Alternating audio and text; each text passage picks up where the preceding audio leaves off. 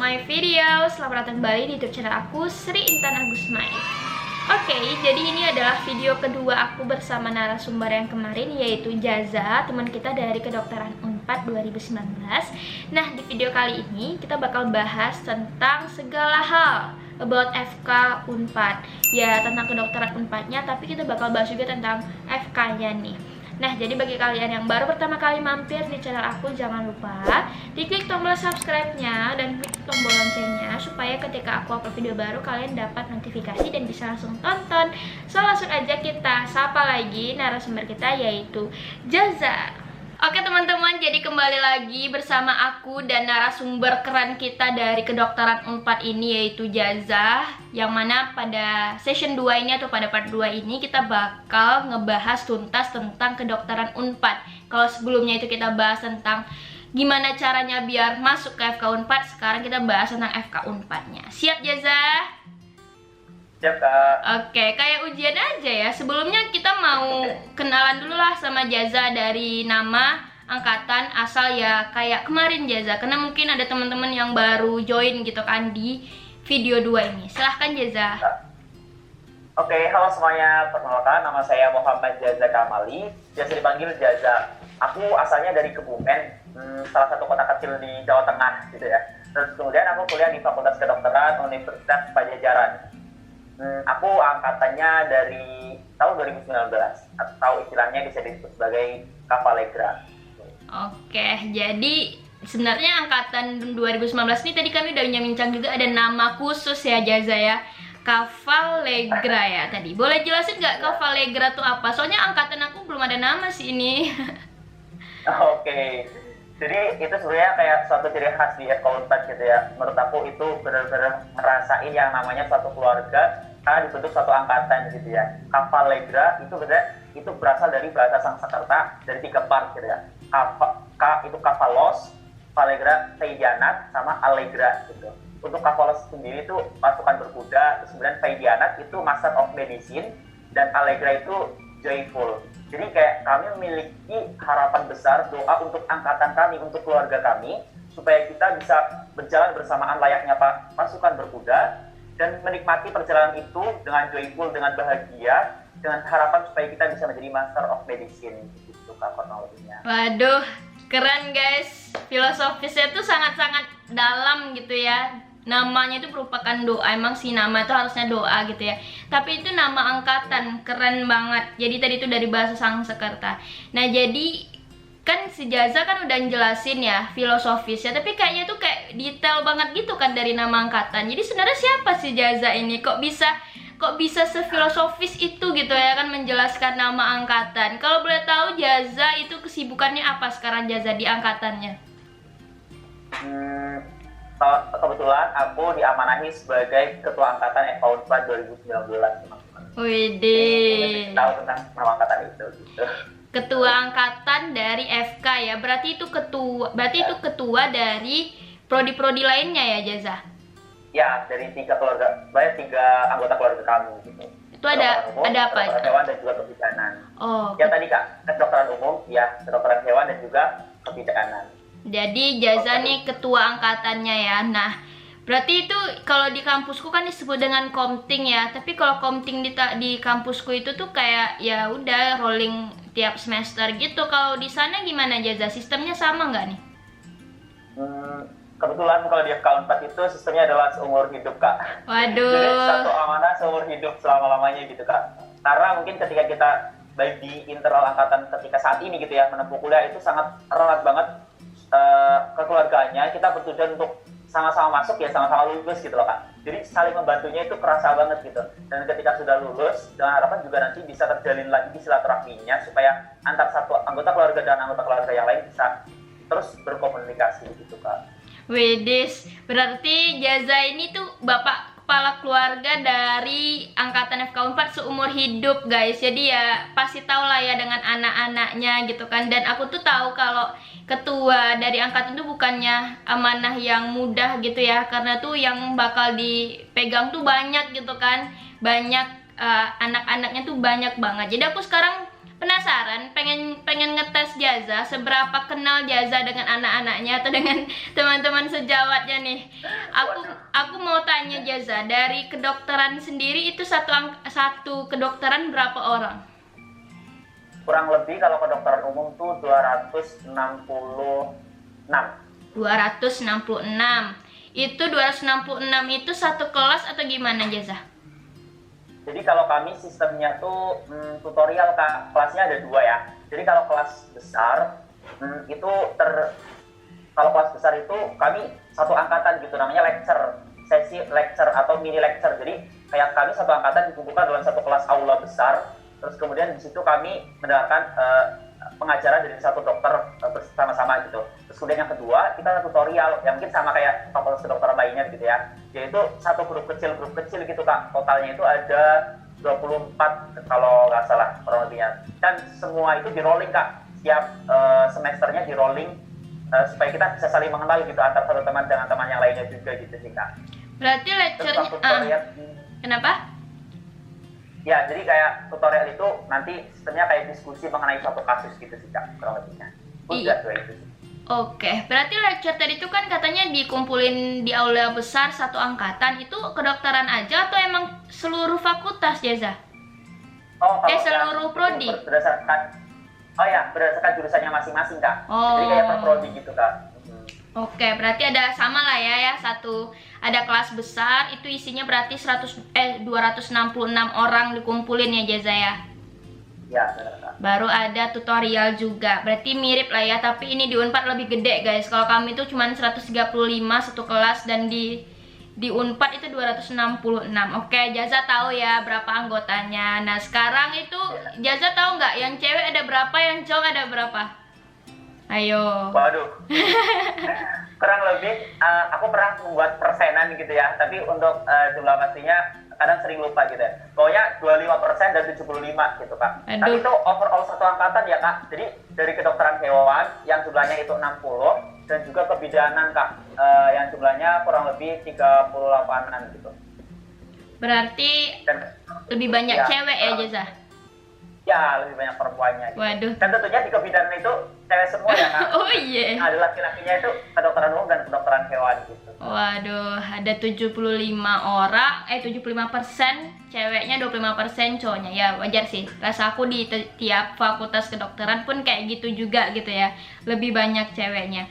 Oke, tadi kita udah bahas nih tentang siapa Jaza. Jadi ini kita nanya sama orang yang tepat ya guys tentang FK Unpad. Karena insya Allah Jaza tahu lah ya, udah 1 tahun juga di FK Unpad, udah 1 tahun lebih lah ya. Dan juga sekarang aku mau tanya nih, untuk di FK Unpad sendiri itu jalur masuknya ada apa aja sih Jaza? Oke, terima kasih Kak. Jadi sebenarnya ada sedikit perbedaan dari tahun ke tahun begitu ya. Kan mungkin teman-teman sudah sering dengar juga mengenai cerita FK Unpad itu dulunya itu gratis total gitu kan. Iya. Dan jalur masuknya itu ada senam PTN dan juga SBM. Itu dari tahun 2016 sampai tahun 2018. Nah, jadi ada 2 jalur saja, senam PTN dan juga SBM, dan itu overall gratis mulai dari biaya kuliah sampai praktikum dan lain sebagainya sampai lulus pokoknya gitulah. Nah, dari situ mulai ada perubahan nih ketika sudah menyentuh tahun 2019.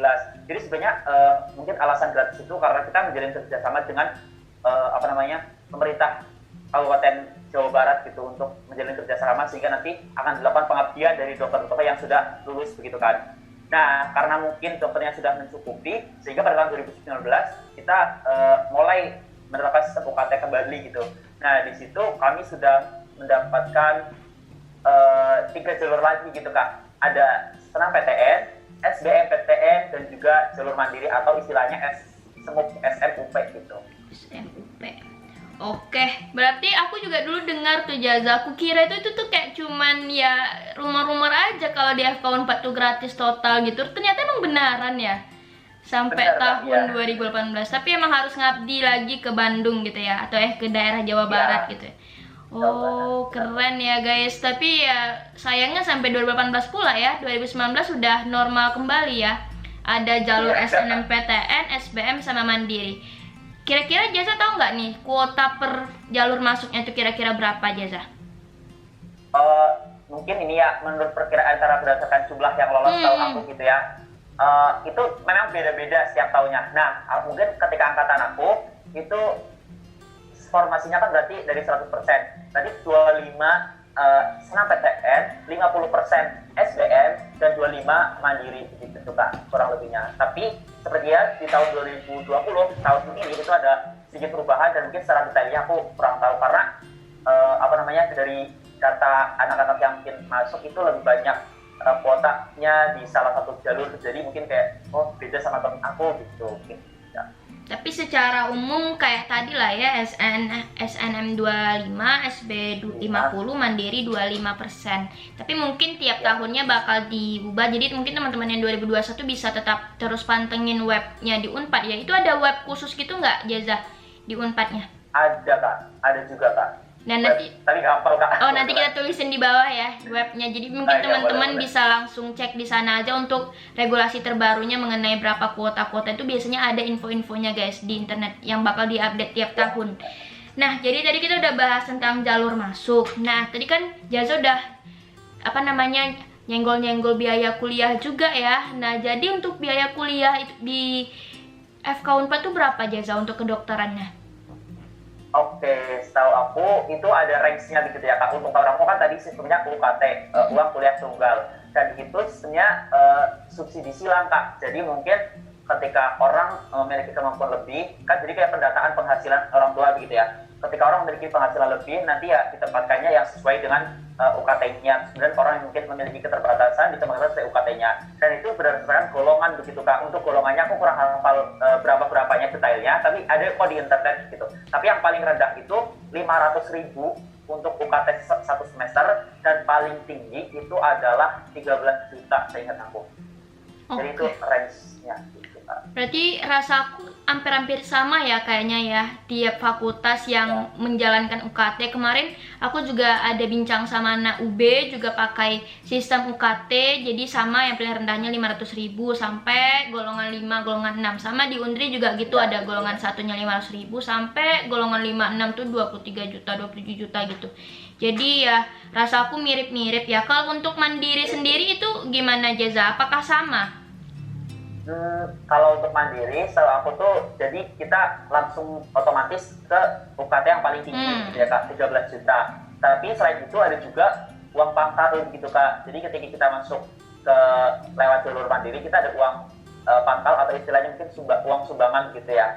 Nah, itu saya ingat aku waktu zaman aku besarnya itu 250 juta gitu Kak. Tapi ada juga pilihannya nih Kak.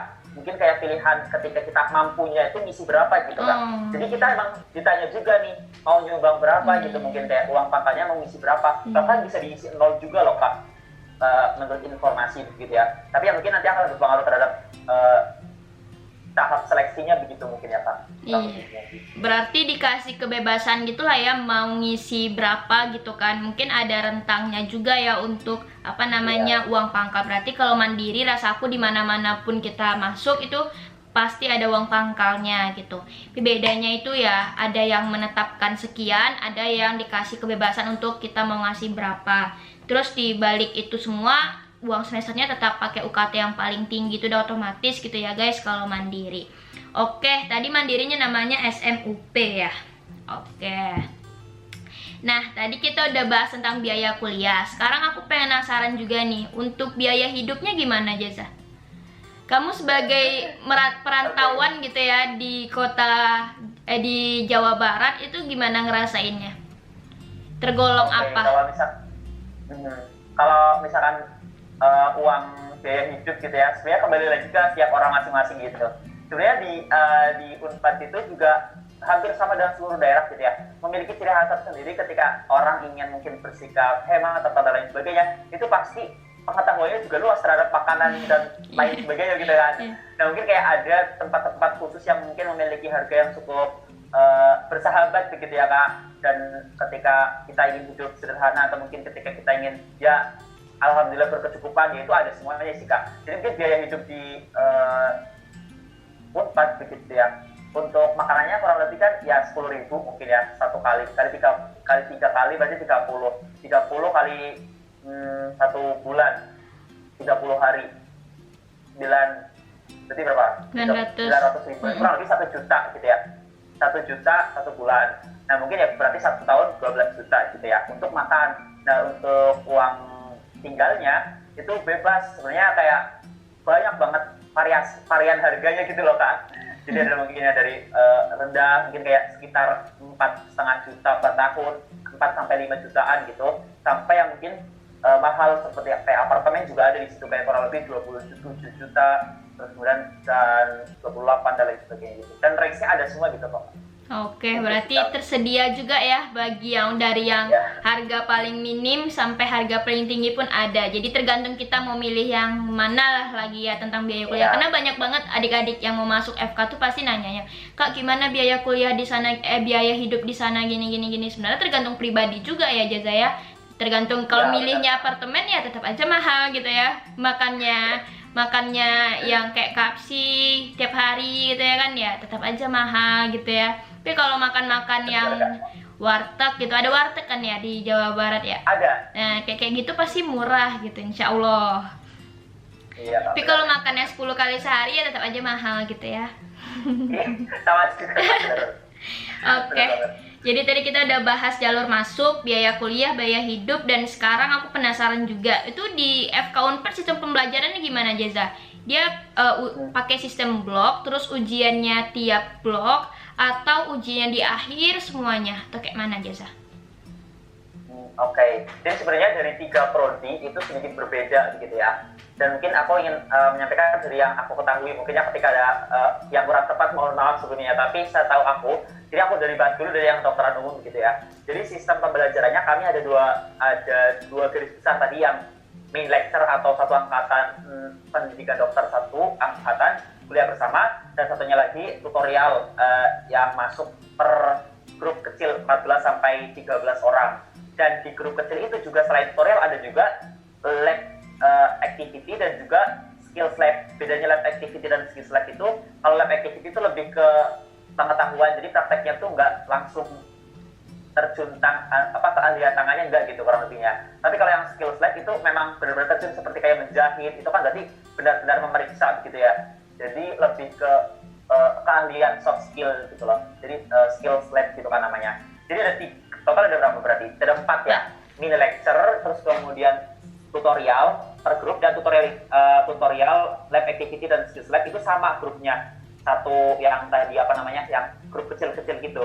Tapi nanti pas kuliah juga tetap antara satu grup itu digabung dulu untuk intronya, kemudian pas sesi kecilnya nanti masuk gitu, ada residen yang mengajar gitu. Praktikum juga ya? Pembelajaran.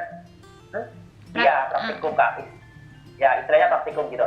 Terus kemudian untuk kedokteran hewan kurang lebih hampir sama dengan kedokteran umum, ada sistem praktikum dan juga kelas besarnya begitu. Tapi aku nggak bisa menjelaskan detail banget begitu ya. Kurang lebih hampir sama kayak gitu, kurang lebih sama kok. Terus kemudian yang kebidanan ini yang mungkin cukup beda, karena setahu aku sistemnya itu blok Pak. Jadi kalau kami kan sistem dalam artian misal berdasarkan evidence based of case gitu Kak, kalau kedokteran umum. Jadi kita belajar mengenai kasus misal hemofilia, atau misalkan anemia, atau kasus tentang thalassemia. Jadi satu kasus thalassemia itu dibahas anatominya, fisiologinya, terus kemudian farmakologinya dan lain sebagainya. Jadi satu, kayak kita sebagai dokter ketika ada seorang pasien datang dengan keluhan seperti ini, kita ngapain gitu. Dan kita bahas dari basic science-nya seperti apa. Nah, tapi kalau yang kedokteran, kalau yang kebidanan, itu tadi per blok. Jadi anatomi, fisiologi sendiri-sendiri gitu Kak. Nah, mungkin itu yang membedakan kedokteran dan kebidanan itu. Kebidanan sering banget ujiannya begitu Kak, karena sistemnya blok. Jadi selesai blok langsung ujian. Baik ujiannya tuh yang mungkin hampir sama dengan teman-teman yang kedokteran yang lain mungkin ya. Ada juga SOKA, ada juga yang MDI, sama OSCE, ada 3 jenis nih. Kalau yang SOKA itu kita ngomong presentasi terhadap kasus yang disediakan. Kalau yang OSCE itu yang tadi praktikum. Jadi kita praktek menjahit, praktek anamnesis, terus kemudian praktek mentensi, ngukutensi gitu. Dan satunya lagi ada MDI multiple yang ABCA gitu lah kurang lebihnya. Jadi pilihan ganda gitu. Kalau yang kebidanan juga sama, ada yang sokanya gitu. Berarti tadi gimana tadi kalau yang di kedokterannya ujiannya di akhir semuanya berarti Jaza? Di akhir di pertengahan sama akhir semester Kak. Oh, ada UTS, ada UAS gitu ya? Ya. satunya. Oh, berarti dari semester 1 itu udah langsung belajar per penyakit ya Jaza ya? Ya, benar Kak. Oh, dari satu penyakit langsung bahas dari anatomi sampai tata laksana. Ya, benar. Wah. Dan sebagainya. Berarti dari semester 1 udah bisa langsung belajar tata laksana ya di situ ya, Jaza? Iya Kak, tapi memang membutuhkan effort yang lebih begitu ya Kak. Iya. Orang awam gitu Mas. Belum tahu apa terus kemudian di approve untuk yang membahas satu kasus yang cukup membingungkan begitu. Ya, itulah tantangannya sih. Semester 1 yang Jaza ingat belajar penyakit apa tuh Jaza salah satunya? Pankreatitis tahu aku. Wow. Baru masuk ya udah langsung belajar itu. Keren. Iya, Kak. Kalau kami belajar penyakit itu baru semester 3 Jaza. Jadi semester 1, semester 2 itu khusus belajar fisiologi yang normal semuanya, anatomi, fisiologi, biokimia, pokoknya yang normal-normalnya dari manusia itulah semester 1, semester 2. Tiba di semester 3 baru belajar yang patologisnya, yang penyakitnya dari yang udah dipelajari di semester 1, 2. Jadi kami semester awal tuh nggak ada bahas penyakit sama sekali gitu, nggak ada bahas tata laksana, tapi justru di FK Unpad udah langsung per penyakit. Ih, keren juga ya guys, tapi itu rasa aku agak kaget nggak sih baru masuk. Baru masuk, tapi iya itulah tantangannya gitu Kak. Jadi kayak kita mencari tahu hal yang memang belum kita ketahui sebenarnya. Tapi ya itu Kak, tadi ada sistem tutorial kan, ada dokter yang mendampingi begitu Kak. Jadi kayak dipandu kayak learning objektif atau learning issue yang harus kita cari itu apa saja gitu. Nanti disusun bareng gitu. Wis, keren kan. Berarti sekarang lagi belajar penyakit apa Jaza? Terakhir kemarin belajar mengenai miopi, penyakit mata Kak. Wah, udah sama ya pelajarannya sama aku ya. Rasa aku udah lebih banyak penyakit kalian itu. Penyakit kandungan udah bahas belum? Penyakit kandungan? Iya. Kandungan tuh berarti apa ya? Objin. Udah ada belum? Oh, itu Kak mungkin. HIV/AIDS mungkin ya? Udah masuk belum itu? Oh, HIV ya. Berarti HIV ya, kakak udah sih. Kandungan ya? Itu Bukan. Ya? Iya, HIV lebih ke penyakit menular gitu. Penyakit menular seksual. Dan belum ya, berarti oke lah. Kalau seandainya udah, itu udah melampaui. Aku aja belum masuk objin soalnya. Nah, jadi setiap semester itu kira-kira berapa penyakit yang dipelajari Jaza?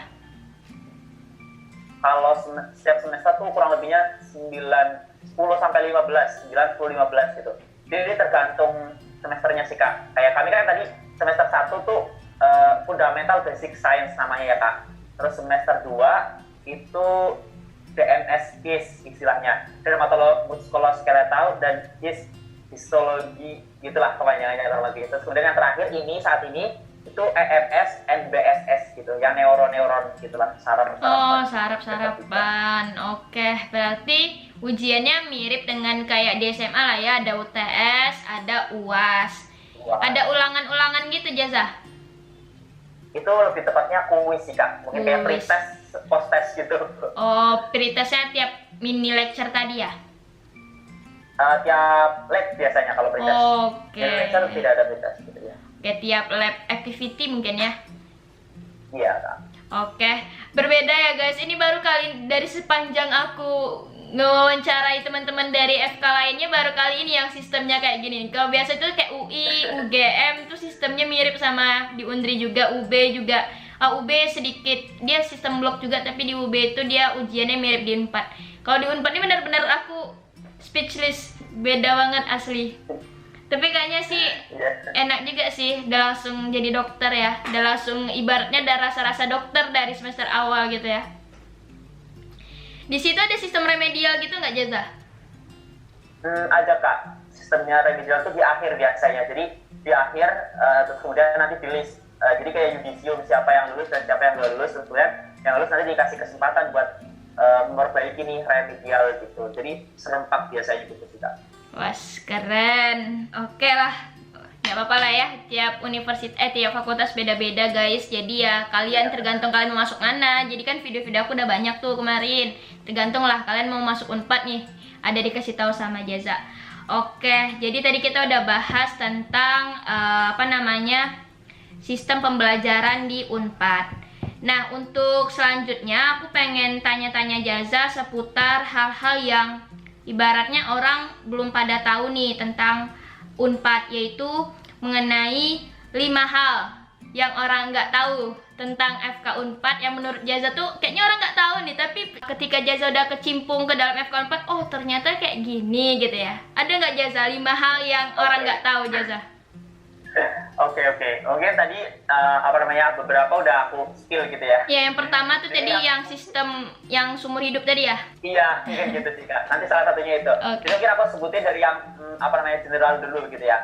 Yang buat kebanyakan orang, teman-teman aku itu keprank gitu ya. Kayak kami kaget. Jadi FK Unpad itu di Jatinangor ya teman-teman, bukan di Bandung. Jadi lebih tepatnya samping Bandung, jadi jauh dari metropolitan kurang lebihnya gitu. Mungkin orang-orang mengira kayak dari jauh, mungkin kayak orang-orang luar Jawa atau lain sebagainya mengira FK Unpad tuh di Bandung gitu kan. Jadi wah kayak kota luas gitu dan lain sebagainya, ramai. Ternyata nggak juga teman-teman, mirip seperti desa yang padat gitu sebenarnya.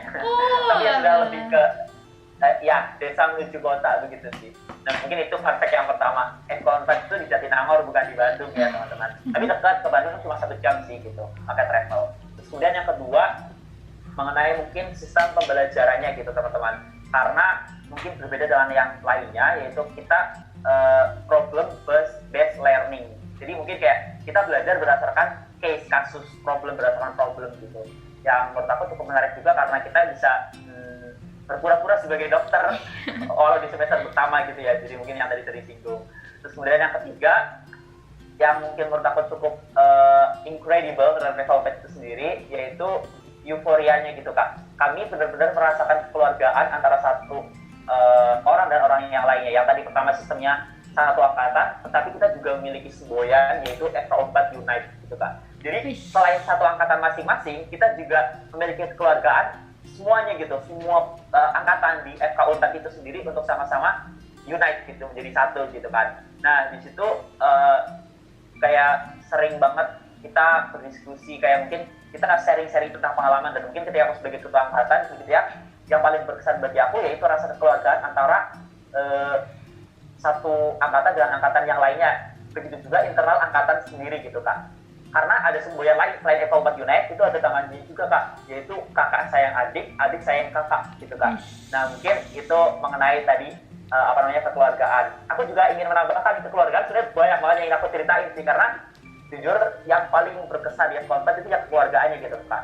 Yang tadi kita kan terdiri dari 3 prodi nih ya, jadi mungkin kayak kita kayak terpisahkan atau berkesibukan masing-masing, tapi kita memang terkumpulkan dalam satu panji, satu doa yang sama, yaitu namanya satu angkatan. Dan angkatan itu memiliki nama tersendiri Kak gitu loh, nama-nama tersendiri ya. Mungkin angkatan aku Kapalegra gitu ya, memiliki arti yang tadi sudah disebutkan. Angkatan atas itu namanya Gripa Diksa yang memiliki arti sendiri juga. Terus kemudian Arpagata angkatan 17 dan Skaditra 2016 dan lain sebagainya gitu. Nah mungkin itu memberikan ciri khas tersendiri terhadap suatu angkatan untuk saling memiliki satu sama lain gitu Kak. Selain itu aku juga mungkin yang berkesan tadi kan mengikuti kekeluargaan, sebenarnya menyinggung kekeluargaan lagi sih, kayak sistem hierarki atau mungkin sistem pengurusan angkatan gitu ya Kak. Sebenarnya tak terlepas kalau membahas tentang angkatan, orang-orang yang luar biasa di samping aku begitu ya, karena aku mendapatkan bantuan yang luar biasa dari teman-teman aku, khususnya kayak wakil ketua angkatan juga, yaitu ada Intan, Aulia Ratroninum, sama Falah Abiyu. Selain itu di angkatan juga, kan tadi udah ada angkatan umum gitu ya Kak, ada juga yang ketua prodi gitu Kak. Jadi ketua prodi khusus kedokteran hewan itu ada Hilmi, terus kemudian terus kebidanan itu ada Tiffany. Jadi mungkin itulah untuk suatu sistem untuk kita saling menjaga satu sama lain untuk kekeluargaannya gitu. Itu kan tadi tentang kekeluargaan. Terus selanjutnya mungkin apa lagi ya? Punya acara yang luar biasa gitu mungkin ya Kak. Kita memiliki suatu acara tahunan yang mungkin cukup besar, mungkin nggak tahu sih, mungkin entah teman-teman tahu atau enggak. Itu namanya FK Unpad Fair. Jadi menyinggung kekeluargaan itu berarti keunikan keempat ya. Kita memiliki suatu proker yang mana prokernya itu 2 tahun sekali dan semua orang terlibat. Disitulah mungkin yang menunjukkan adanya kekeluargaan juga di situ Kak. Jadi kita mengadakan suatu dari yang happy sampai yang benar-benar berbagi gitu Kak. Jadi ada senang-senangnya kayak konser dan lain sebagainya, dan juga ada bakti sosial. Itu yang keempat tentang proker yang luar biasa. Terus yang terakhir itu ada apa lagi ya? Di FK Unpad kami mungkin unik, tapi nggak tahu di lain-lainnya gimana ya.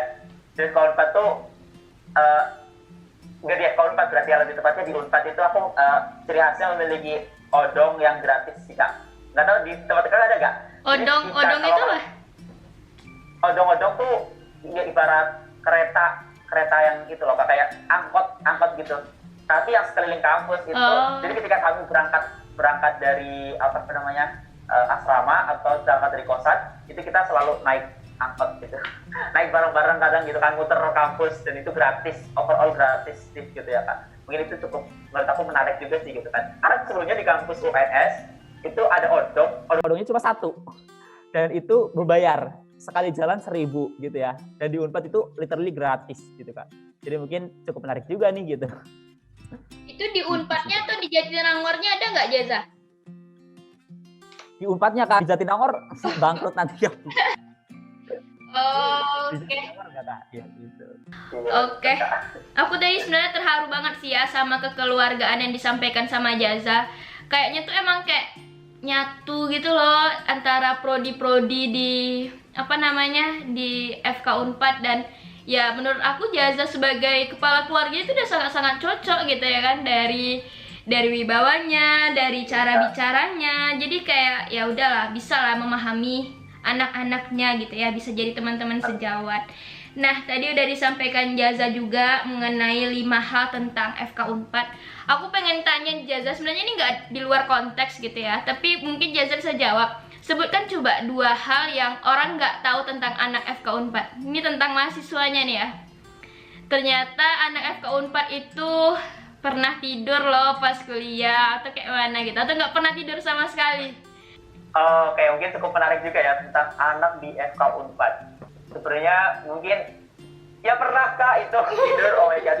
Dan ini skill kata-kata buruk gitu ya, tapi nggak apa sih ya, buat motivasi aja buat teman-teman. Jangan ditiru gitu yang buruk-buruk, yang diambil yang baik-baik aja gitu. Anak-anak FK Unpad menurut aku yang pertama tadi mungkin setelahnya udah disebut ya sama kakak, pernah tidur di kampus, pernah banget itu sudah suatu hal yang wajar buat kita semuanya. Tapi mungkin yang menurut aku cukup unik gitu ya, jadi teman-teman aku tuh menyadari bahwasanya tuh ya kita sudah kuliah di FK, terus kemudian tanggung jawab kita gitu, tapi orangnya tuh lebih ke organisator Kak. Jadi kita memiliki ambisius untuk organisasi tuh cukup besar gitu ya. Tapi ketika sudah masuk ujian, semuanya itu menjadi orang yang superior menurut aku ya Kak. Aku insecure sendiri dan menurut aku gitu, kayak orang itu nggak pernah belajar kok ketika ujian nilainya bagus gitu. Jadi menurut aku kayak gemes sekali gitu ya. Tapi ya itulah menurut aku luar biasanya gitu ya. Tadi berarti orang-orangnya tuh sadar diri terhadap kewajibannya gitu ya. Jadi memiliki tipikal yang unik, mereka nggak kayak dilihat nggak pernah belajar, tapi ketika ujian tuh bagus gitu nilainya. Terus selain itu, tadi dua belum ya? Tadi aku mau nyebutin satu lagi nih Kak. Oh iya, boleh loh. Jadi teman-teman aku tuh banyak yang apa ya istilahnya, memiliki kebiasaan yang cukup beda dari teman-temannya. Dan aku mungkin kaget ketika aku melihatnya gitu ya. Atau mungkin teman-teman yang lain juga merasakan gitu ya. Kalau anak FK4 sudah mendekati ujian tuh emang sering banget buat nggak tidur sampai pagi gitu Kak. Karena mungkin tadi organisator, terus kemudian ketika udah ganti ujian dan kita sadar bahwa kita masuk FK kita harus belajar gitu sampai pagi. Benar aku melihatnya, wow, ketika tempat belajar malam-malam udah mendekati ujian pasti sampai subuh ada aja anak FK yang di situ. Nggak tahu sih mungkin FK lain kayak gitu atau enggak. Aku ngerasa mungkin di Unpad karena organisator gitu ya, jadi waktu kami habis di organisasi, tapi ada juga orang yang balance gitu loh, nggak tahu kenapa, kayak dia masih bisa akademiknya easy going, organisasinya easy going juga, dan itu suatu menurut aku yang luar biasa dari FK4 juga. Wis, keren. Aku juga ada sih apa namanya panutanku juga dari mungkin seniornya Jaza ya di FK Unpad. Tapi aku nggak sebut nama ya. Jadi dia itu merupakan seorang yang apa namanya, dia sangat organisator ya. Dia itu merupakan salah satu pengurus nasional di salah satu organisasi terbesar kedokteran di Indonesia. Dan dia itu setahu aku IPK-nya 4 dan dia lulus cepat gitu. Dan dia tuh orangnya pandai banget ngomong. Jadi kayak emang public speaking-nya tuh bagus banget gitu. Dan pokoknya tuh kayak udah perfect kali gitu lah. Tapi nanti kita sebutin di belakang layar aja Jaza namanya. Aku gak sebutin soalnya nanti salah pula gitu kan nyebutinnya. Tapi anak FK 4 sih yang aku tahu itu ya, itu emang ya kayak seperti yang Jaza sampaikan lah gitu. Sama kayak banyak banget kenalan aku di FK 4 yang emang aktif banget di organisasi gitu, kayak sampai kami tuh kalau misalnya ada nasmid tuh dari pagi sampai subuh gitu kan, rapatnya, terus juga meetingnya. Tapi ternyata mereka tuh lulus yang tergolong cepat, sempronya, SKED-nya paling cepat, terus juga IP-nya tuh di atas rata-rata juga. Jadi emang kayak sesuai yang disampaikan Jaza tadi tuh. Dan aku tuh juga pernah lihat pas di nasmid, mereka subuh-subuh orang udah lagi sibuk mau tidur, mereka masih ngumpul aja gitu belajar gitu. Aku pernah juga lihat yang Jaza sampaikan itu. Jadi kayak emang ya itulah ya mungkin ciri khas dari anak FK 4 yang mungkin beberapa orang nggak tahu, tapi di beberapa fakultas mungkin ada juga orang-orang yang kayak gitu. Kayak misalnya emang orang yang ngejar dua-duanya gitu, organisasi iya, akademik iya. Pertanyaan terakhir Jaza, organisasi di FK 4 ada apa aja? Yang kedokteran lah, yang kedokteran. Oh, yang kedokteran mungkin ya. Aku mungkin hanya singgung beberapa ya, karena aku lupa juga kalau nyebutin semuanya gitu ya. Kalau yang kedokteran mungkin ciri khasnya ada juga yang AMSA, yang mungkin teman-teman juga tahu, yang se-ASEAN, terus kemudian TIMSA, yang se-Indonesia gitu kan. Terus kemudian ada juga apa lagi ya, yang mungkin khusus di FK. Oh, di FK 4 ada satu organisasi yang mungkin cukup khusus, itu AMP, itu pencinta alam berbasis medis di FK 4 gitu. Mungkin yang ciri khas di FK 4 dan khusus FK itu sih mungkin. Oke, berarti ya, lainnya sama sih gitu. Yang lainnya sama ya. Tapi kalau di FK aku belum ada AMSA sih ya, semoga ada gitu ya tahun-tahun depannya. Oke, jadi kita udah panjang juga nih bincang-bincang sama Jaza mengenai FK 4. Seru ya guys mengenai FK 4, karena tuh kayaknya ya seru lah ya, kepala keluarga aja kayak gini gitu ya kan, pastilah FK-nya seru gitu. Terima kasih ya Jaza udah menyempatkan waktunya sekali lagi. Mungkin kita ini tadi agak molor ya selesainya, karena tuh nggak terasa Jaza bicara dikit aja ternyata udah 40 menitan gitu. Terakhir Jaza ada mau disampaikan nggak buat teman-teman khususnya pejuang kedokteran maupun di FK 4 ataupun di FK manapun? Oke, mungkin pesan aku kepada teman-teman semuanya, tanamkan niat baik-baik di dalam hati kalian. Jikalau memang niat kalian benar, niat kalian kuat dan niat kalian baik gitu ya, pasti kalian mengejarnya juga nggak akan setengah-setengah gitu. Tapi kalau misalkan kalian memiliki niat yang mungkin hanya sepele gitu ya, niatnya just ya aku hanya ingin masuk kedokteran gitu, pasti ketika kalian di tengah-tengah demot itu untuk mencari tujuan itu akan semakin susah gitu. Nah mungkin tanamkan benar-benar motivasi kalian yang terbesar untuk menjadi seorang atau masuk ke fakultas kedokteran itu apa sebenarnya gitu. Ingin menjadi seorang dokter itu apa gitu. Nah mungkin disitulah tepatnya bahwasanya ketika kalian ada suatu halangan, rintangan dan sebagainya, kalian selalu ingat itu, dan itu pasti menyadarkan kalian ketika kalian sudah memang benar-benar menanamkan niat yang baik itu gitu sih. Itu udah overall dari saran sih. Kalau mudah-mudahan asal diterapkan, insya Allah aman gitu sih. Oke, terima kasih. Keren banget ya motivasi dari Jaza. Yang penting itu adalah niat. Bangun niat baik-baik, karena semua itu berawal dari niat. Untuk strategi-strateginya tuh ya menyusul aja lagi kan. Yang penting pertama tuh niat. Untuk strategi ada di video yang pertama tentang tips lulus UTBK dari Jaza juga. Nah, jadi udah sampai di sini dulu ya video kita kali ini. Semoga videonya itu bermanfaat dan bisa diapain Jaza kalau misalnya YouTuber itu? Videonya diapain? Like, comment, and share gitu nggak sih Kak? Iya benar banget, jangan lupa di subscribe juga ya. Nah bagi teman-teman FK 4, aku mau titip salam juga nih. Semangat terus, semoga kita bisa jadi teman sejawat yang hebat nantinya. Oke, jadi sampai jumpa di video selanjutnya. Bye-bye. Dadah.